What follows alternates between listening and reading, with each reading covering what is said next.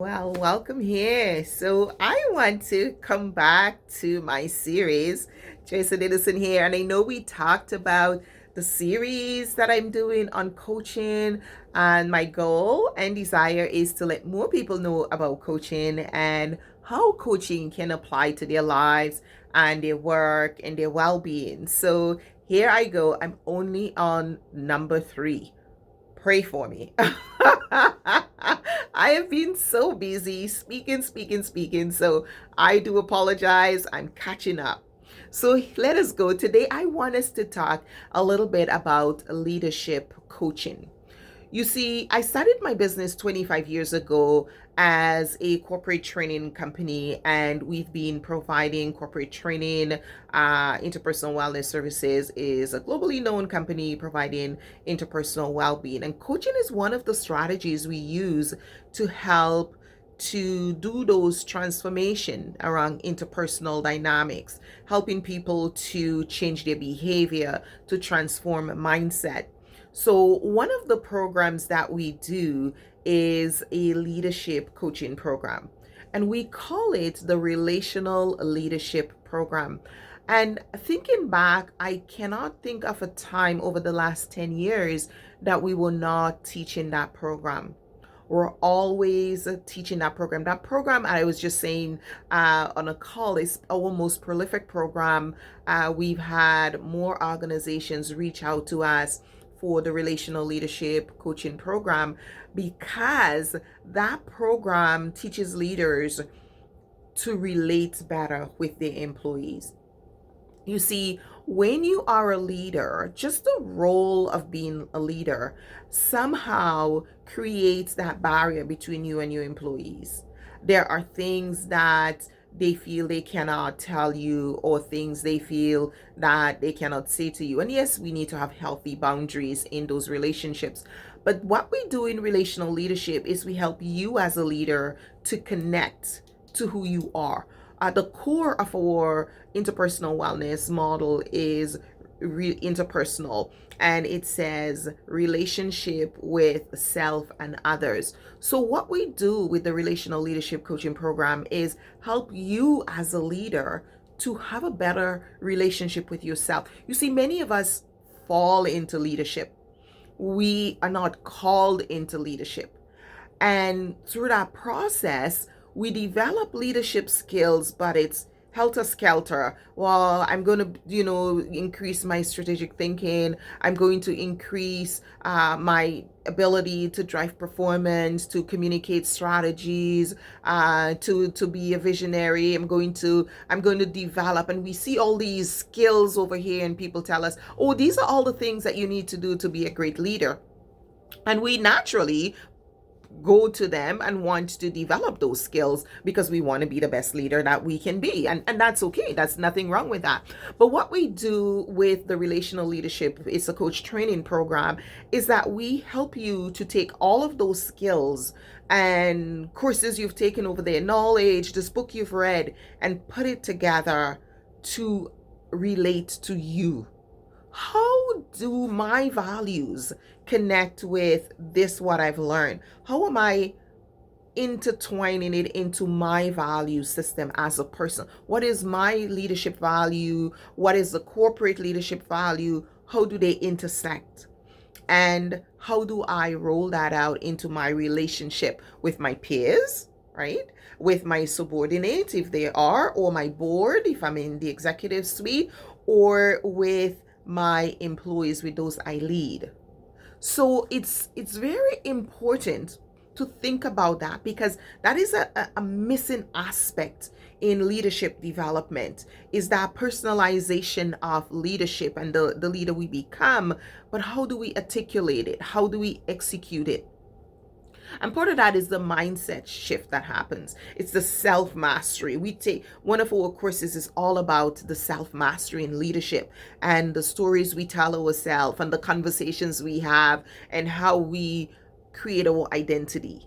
And then we look at then relating that and creating that energy around us, so that those we lead and those we have lateral relationship with, as well as those who are our superior, Because sometimes when we are in the bigger organization, we have mid-level leaders in that, and they have superiors that they need to coach up to, because they don't get it.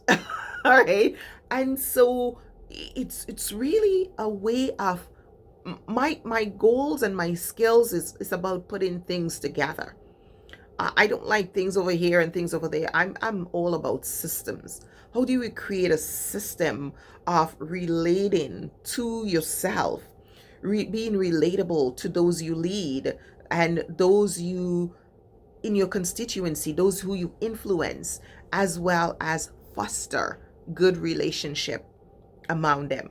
And that's what we do in that program.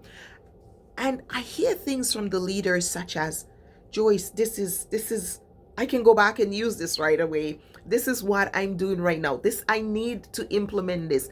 And so we see leaders with their PhD, with their MBA, with their masters, and they tell you, I've taken this course and I've taken this program, and they've taken all these different certifications.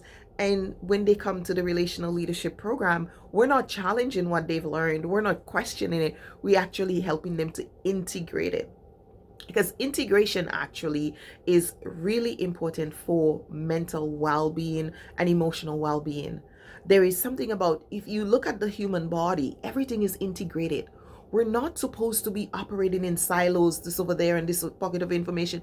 When we bring things and we integrate it and we create a system, it changes our lives, it changes our ability to execute at a higher level, and it changes our success trajectory. So that's what we do in that program. We ask the deeper questions. Have you take a look at your employees? And that's without any employees sitting in front of you. I love to put that question through for my leaders. And when we go into different industries, we go into, engineering, we go into agriculture, we go into all sectors. What sectors have we not gone into, right? To offer that. And I say, take a look at your employees. And they're like, Joyce, we're here with you. We don't have our employees. I'm like, I know. But I want you to bring them to mind. Bring that image, because the brain works with image. Bring that image to mind and take a look at your employees. Look into their eyes. And I want you to write down, where do they need support? And what kind of support do they need?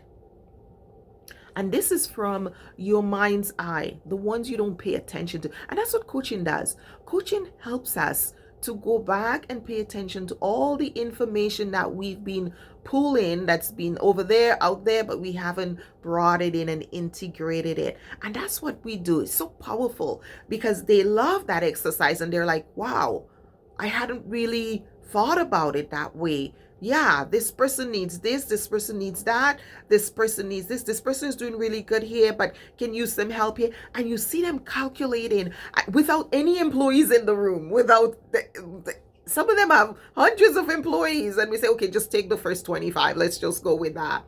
And they're able to go down the list and to actually look into the eye of the employee just from the image in their mind, and be able to identify what the needs are. And it's a way of unearthing a deeper level of awareness in our leaders, so that they are able to now apply all the learning, all the strategies, all the tools that they've been learning, the books they've been reading, and to integrate it into a whole, into their execution of leader, and to become a true relational leader.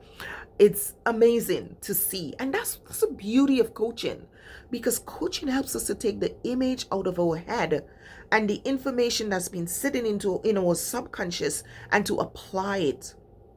And the whole benefit of what I do, and you may have recognized that now, most of what I do is towards well-being.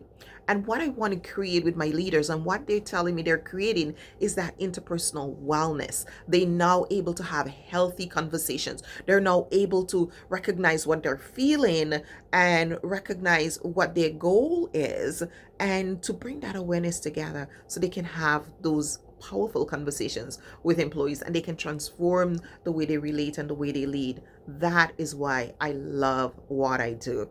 So we'll continue to talk more about coaching. You want to learn more, check us out at coachvelocity.com. at Coach Velocity School of Coaching, where we look at coaching as a way to transform lives and to promote well-being at work and in life. Joyce Didison here. Take care and be well. Bye now.